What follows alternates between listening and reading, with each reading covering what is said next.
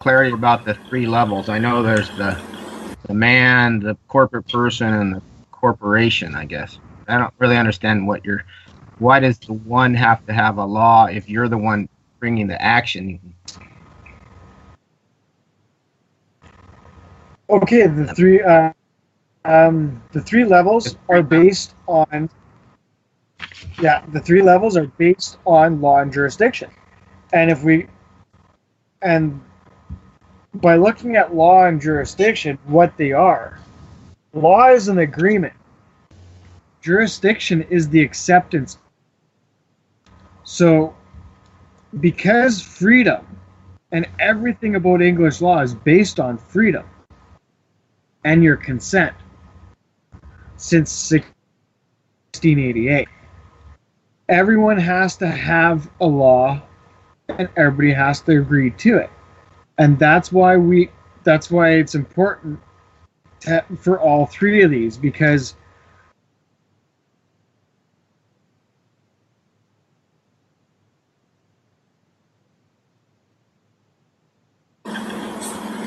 is there something gone wrong? Are you still talking, William?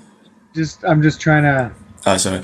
I think I'm not sure if with the three levels, I'm not sure if this clears it up. Are we talking about one level being the equity, so the government? You know, we need to show why we're allowed to release from the government in their laws.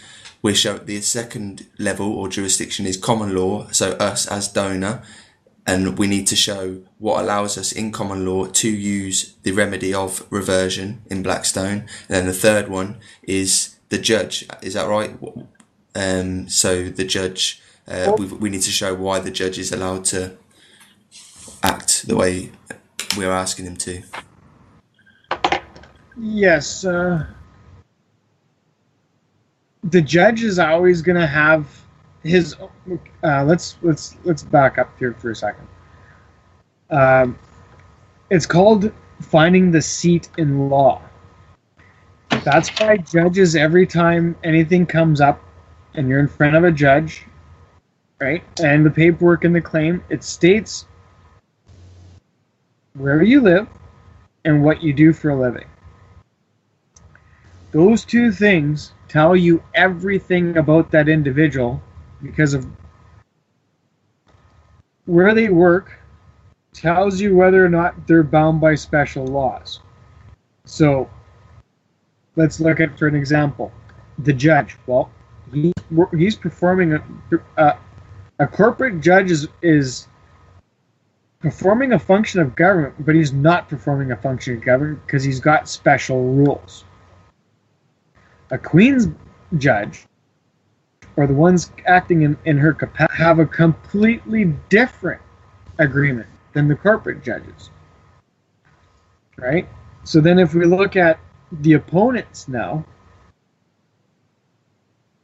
what happens if one opponent is from a municipal jurisdiction and another opponent and the other side is not? Anybody have any ideas on that? Common law. Well, it depends on the injury. They have to get joinder between. Somebody has to get joinder between the two parties, so there has to be an agreement between the two to get some sort of jurisdiction. Is that right? Okay, now we got to look. So we have one individual that's bound by municipal law, right, and one that is not. So the one that is not has no agreements with anybody, right? Maybe he has this. Let's define this a little bit more. Let's say the individual from the municipal jurisdiction. Let's say he was a plumber and he did a little bit of plumbing work, right? For this individual that's not within a municipal jurisdiction, right? And let's say the guy that's not didn't pay it, right? Doesn't matter what the amount was or anything else. He just, right? The plumber did the work properly and everything else, but the person not in the municipal corporation didn't pay it.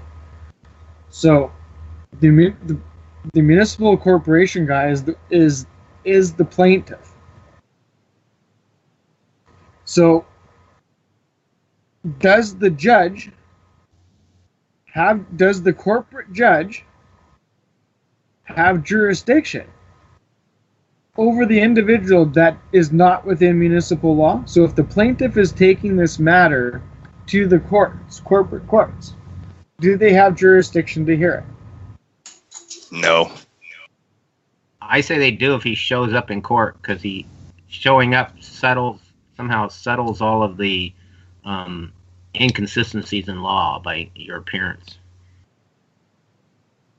I can't remember exactly what they call that, but if you show up, then all the errors in the process are settled because you showed up. Well, that's Well, would the jurisdiction change if you turned up because they would have only invited you in a corporate jurisdiction? And if you accept that, then you've changed your jurisdiction. Correct. I think that's why. Let's go. Depends how you deal with it when you turn up. Okay, we're gonna have to. Okay, we'll come back to this. You turn up in person. Okay. What is law and what is jurisdiction? Law is agreement. Okay, an agreement to what? The rules of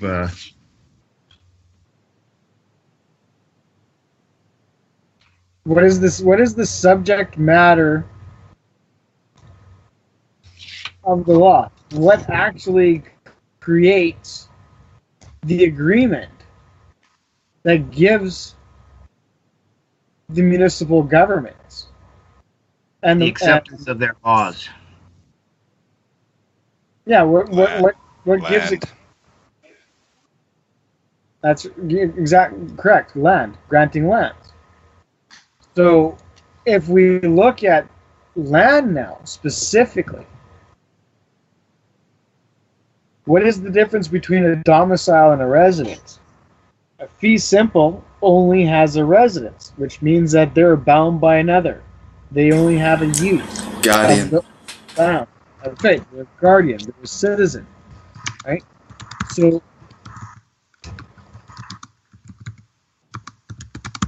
when we look at the entire history of English law and what the true subject matter is, what we are granting to become part of this group is land. So who owns the land creates the laws. And that's why everybody within municipal jurisdiction is bound by the English common law. Right? All the monarchy statutes, they're bound by them all. They'll always be enforced because without the common law, equity cannot exist. Right? So equity is government law. Right? Common law created the government law. So giving the only way that the individual not in municipal law can grant jurisdiction to the court to have jurisdiction over the matter is to walk in and attorn to the court. You still have to go because otherwise you're lawless. When somebody makes an accusation, you're going to go and you're going to stand up for your rights, your liberty, and for who you are, right? Because now they're talking bad about you, right? See what I'm getting at? So, and to go back to the answer to that, no, the judge does not have jurisdiction just by you showing up. If you have your own lands in allodium title, you're absolute owner, right? You are outside the jurisdiction of English law. So you have your own lands, right? So that's the determining factor all the time, is whether you have your own lands. So that's why it's important that Just hold up a second now, William. finding the seat. Just let it settle. Carry on. So as we can see, these three levels are extremely important to finding the seat in law for everyone that you're dealing with. Because your opponent, let's say, what happens if it's the Attorney General hold of up, your William. province or state, We're having some right? And not, you see what I'm getting at? Hold on, William. we're having some bad connection here. I don't know why, whether anything's going on at anyone's house or whatever. I can hear you guys really good.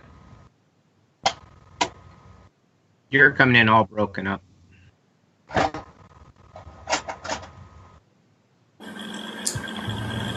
Do you want me to try a different connection here? I don't know if it's coming in good to him, why it's bad to us.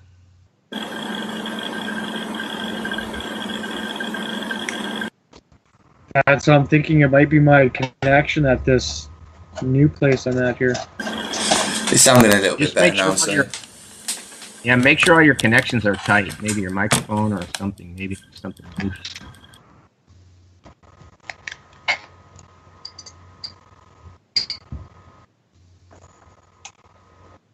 So is domicile, if you said domicile, fee simple has only residence, so domicile has land? That's correct. You're not a part. You wouldn't be paying taxes on your of your land. You'd be outside of the actual English jurisdiction completely. So, and this But only is, for your land, not in fee simple. You have to be holding your land in absolute, right? that's correct, because in fee simple you're a trustee and you're barred from owning anything. You can't, right? Because that's kind of the biggest issue that we're having here is everybody's believing that fee simple absolute means that they have absolute ownership, but they don't. The fee in front of the right fee dash simple absolute, the fee is making you into a trustee.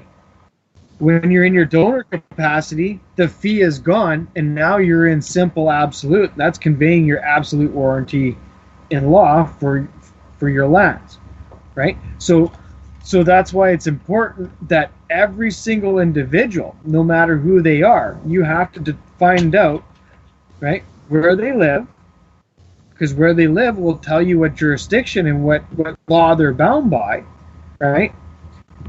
And what they do for a living will tell you their capacity in that jurisdiction. So if let's say we look at a judge. Well, if you're in the province of Manitoba and the judge is sitting on the bench, well, guess what? You don't have many questions to find his seat in law, do you? Because he's sitting on the bench and he's in Manitoba. So right? And when you say that to a judge, he's not going to like it, because now he knows you know what he does. Right? And I've used that, and it's very good. Right? I guess I don't have to ask you where you live and what you do for a living, right? To find your seat in law. Why are you ignoring mine? Right? So that's why it's crucial for these three levels, for every single action that you do in court, whether it's for, it doesn't matter whether you're doing it in reversion law, equity law, or anything. Those three levels apply all the time. That's a rule of thumb. You cannot get away from that. Okay, and that's why it's important that we have to now determine, right, what are those factors. Well, that goes by what the law says, not by what we assume. So, like with the corporate person, everybody assumes that, well, you can't give up your citizen. They won't do that, and blah, blah, blah, and this and that. And it's like, well, no, they won't, not in that capacity, because you don't have that right in that capacity. So when we start understanding the capacities in different jurisdictions, and that you're actually not giving up your citizen, you're releasing your corporate person, which dissolves everything that it created. So it automatically dissolves any driver's licenses and things like that, and even mortgages, right? Any mortgage debt, right? But you can't be holding the asset, right? So, am I to understand? Am I to understand that when you release, you are the one who has the right to release your corporate person by giving away its assets? You do that.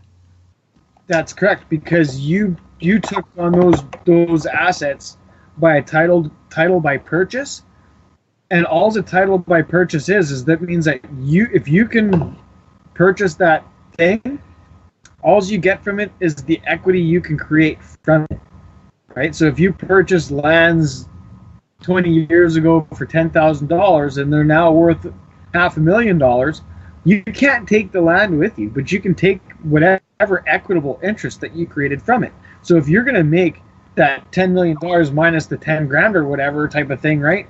Then that's your take home, right? That you can take that with you, but that's all you can take, right? So that's where that part comes in. So most people would think that a judge you have to go before a judge to release your corporate person. So that's false.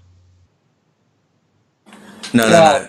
I think Ezrak's getting confused. Simply by getting rid of those assets isn't the release. You still need to get the seal from the judge, don't you? That's why we're taking it to a judge. And when we get that seal, that's what's releasing us of that ownership and that tie, if you will. But we can't get that release if we still have the asset, if that makes sense. That's why we have to get rid of the asset to prove that we are not playing that game, if that makes sense. Yeah, I get that. So when we get rid of our assets and then we show somehow negative in a way that we have nothing of corporate property, then we now can qualify for that seal of that deed of release. That's right. But if we actually, I know a lot of you guys haven't read the books that I have and stuff like that. The history itself shows why these writs and why I believe it's gonna go to the court, because the government is gonna ignore it. They pretty much have usurped our trust in such a severe fashion that they will ignore it. And if they didn't ignore it, would we have all these writs and processes and 6.and chapter 18? And do you kind of see what I'm getting at? Like, if the injuries, if they didn't do the injuries, and if they didn't force everybody go to the extent that we're seeing that we have to go to, you kind of see what I'm getting. It's painting a picture already for us, right? In other words, you force them to do what they're told by their rules, by showing them their own rules, and that you've done the required things to not be under those rules. That's right, but we have to go and take it to their boss, which is the judges that are acting in the Queen's capacity, because they're the only ones that can restrict the corporation. So if they're the only ones that can restrict and prohibit those buggers, right, then all that we can do is go to their boss to get their boss to smack them, because we can't. See what I'm getting at? Because if we try to, it starts a war, right? And that's what we don't want, especially when there's a law that says, hey, all you have to do is go and spend $250, put this claim in, and start your process, and it'll stop it. You kind of see what I'm getting at? So once we actually start using the people's courts, which is the courts that are acting in the Queen's capacity, then we're going to find that the courts are a completely different beast when we're standing there in our natural capacity, standing up for our natural rights and liberties that have been stolen from us. because everything about English law goes against slavery now, right? And it has been for so long, right? So that's why it's so important that we understand what jurisdictions are and how they play. I recommend that everybody reads Private International Law and the Conflict of Laws. It's in the top downloads in Omnipotence Library on omnipotence.ca. And read the first 2 chapters, including the introduction. The introduction is very powerful as well. But that book, within the first 2 chapters, is going to explain how the citizens itself never even understand that a jurisdiction change even happens. The rulers go through the jurisdiction change, and the rulers, right, which is the company now, the government, right, because they're corporations, right? They have to create their laws through constitutions, right? And constitutions are only for trusts, and they're only for de facto trusts. Because a de jure trust would not have a constitution, right? Because everybody would be making the laws together, right? Instead of a corporation, the corporations that we have, the people don't make the laws. The government makes the laws, and then they just throw it onto our shoulders. And if we don't like it, we have to go to the courts and get them changed, right? When it's supposed to be, we all decide what the laws we want, and then they get made laws, and if they end up needing to be changed here and there and fixed, then yes, then we take it to the courts and get it fixed. But it wouldn't be the crazy, ridiculous expense that we go through now. So, getting back to that deed of release, we can actually see that there's not much when we actually use those 3 levels and understand the different capacities. There's not much the government can even say or do when it comes up when it goes across a Queen's judge, to the point that there actually he's stopped from, like, they can't even dispute it. They're estopped from even disputing because they're under a deed poll. They are under a deed poll, and it's under seal. So, and that's why I was hoping that everybody in the group was going to start researching a little bit more about the corporate person and so on and so forth. The rights to actual release is before the corporation, so before 1600s. Littleton gets in commentaries upon Littleton, goes into the releases in extreme detail, in such detail that it's probably going to mix a lot of people up.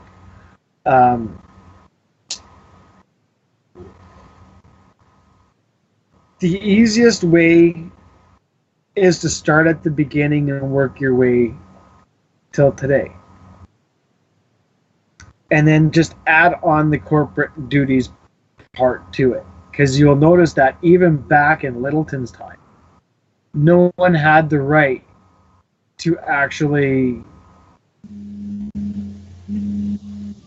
take your lands and your trust away, because freedom has always been in place even before the time of Christ. It's just that these people in power write a man's law to degrade the rights of their subjects until the subjects stand up enough, and then those people no longer have that authority anymore. And that's basically what we've come into here today with the corporation, because the people didn't create the corporation, we got assumed into it. So it's de facto, but because we accept it, makes it du jour. So as soon as you do a proper release of all your rights, duties, and actions to the government, and they ignore it, that is an injury that you can take to the courts to get a deed of release under seal by the courts that forces the government to actually give you one, and then they don't have any personal jurisdiction anymore. So they can't judge you by the laws of equity, but they can still judge you by the common law of England. because you don't have your lands back. But now you're standing in the capacity of a remainder man.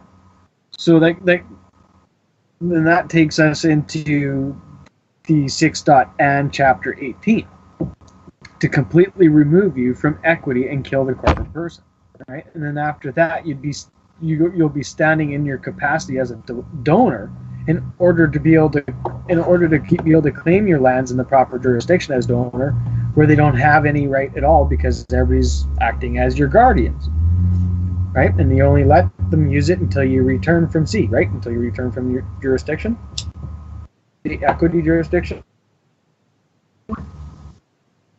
So, I just wanted to go into that part just so people can see how it translates to the next one, and it translates to, and it keeps going.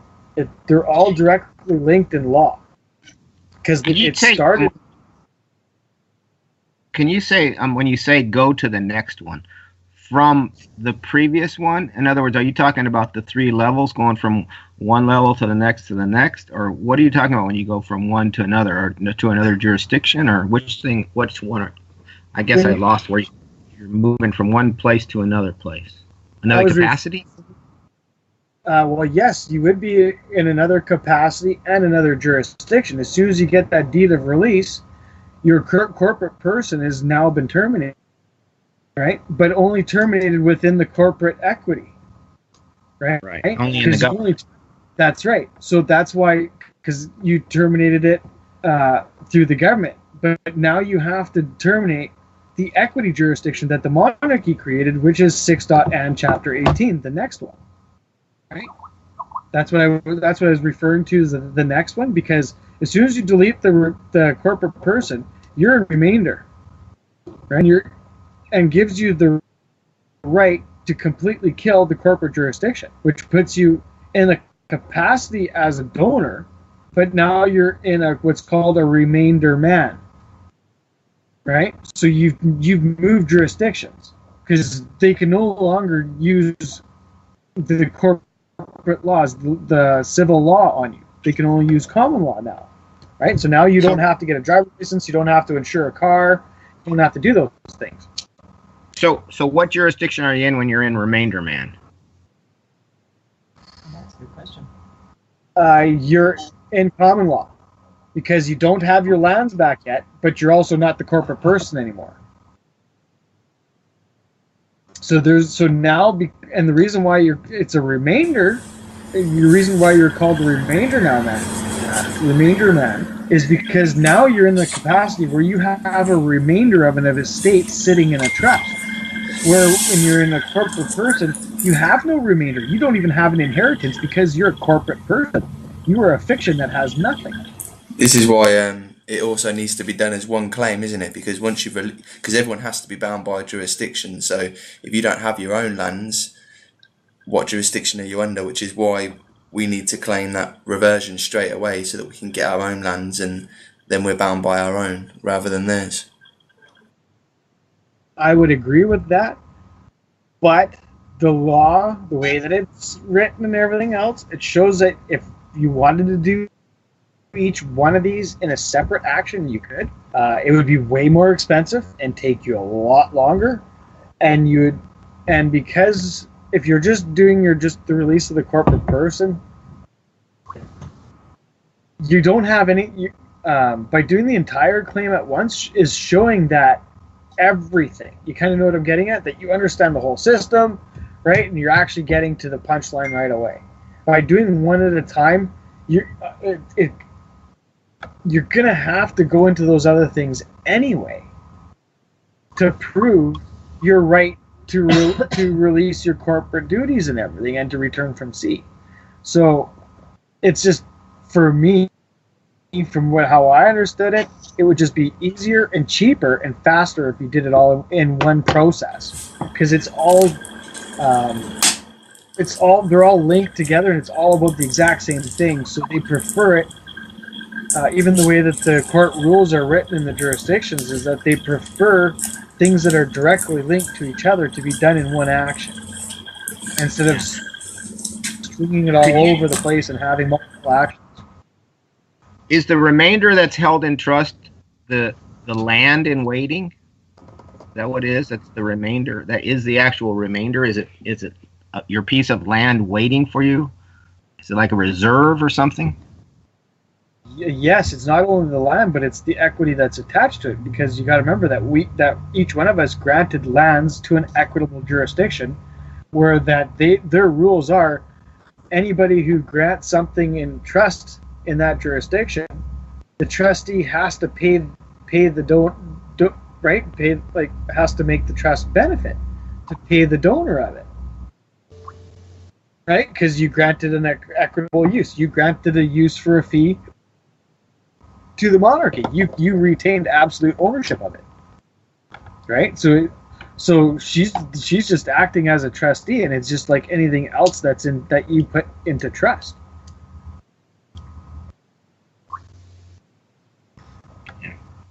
So basically, you want ownership, possession, and the fee, right? Because if you only have possession, the fee goes to the government for your trust. Possession goes to you. You see what I'm getting at? And the true ownership stays in the monarchy. You want all of those back to you. That's you bring, because you grant one title, right? The monarchy has to split it into two because she can't give away ownership of it, right? So she has to split it in two and make an ownership side and a trust side, like a use side for a fee, because she has to pay the donee, right? She has to pay what was agreed to, right? And it just keeps falling down the line. So, hold on 1 second. So, because you're doing great, you're just going a little fast for everything. So you said there's two sides. So one side is the ownership, and the other side is the possession and the fee. Is that correct? That's right. Because the fee is fake, just like everything in the use side. It's all fake. It's created, and everybody just agrees that that sounds good. It has nothing to do with natural law at all. Okay, so when the remainder man, when he's into the common law place now, and he's got his remainder, and he hasn't gone and claimed his land, is he under the possession and fee still, because he doesn't have ownership of his land yet? He has nothing. He has nothing. That's why he's in remainder, because he doesn't have his lands. He doesn't have his trust to his lands, because you can't get the fee to the trust until you get the trust back. Right, and he's not going. Well, when you got pulled over, for instance, and you haven't completely got your lands back. Sorry about that. Okay. Sorry. I was trying to be quiet, yet I messed it up. I have a phone up here. So where was I? So when the remainder man, when he's sitting there and he's outside of common law, or so when you got pulled over, which is basically your situation, you haven't got your lands back yet, but the cops wouldn't do anything to you. So does that mean you're kind of like sitting in the remainder man place right now? You're in common law now, but you don't have your lands back, and you don't have in possession? That's exactly what I'm thinking, yes. Because now every level of government has been notified directly by me, and they can't deny it. Like it's now complete slavery if they try to force any bill of equity onto me. And so, how were they noticed? For instance, just by all your different court appearances. I wrote the notices and dropped them off to the proper people. Or in BC, I emailed. Sent them by registered mail. But in Manitoba, my birth domicile. I went in myself and personally delivered them. So okay, hold on 1 second. So Justin, or whatever, you think we should start a new thing and start talking about the notices, because they sound pretty important. We can do this. This has been quite a rough discussion anyway. It started off with the jurisdictions, and it's a rough Q and A. So that we can stop this and start a new specific topic if you want. Yeah.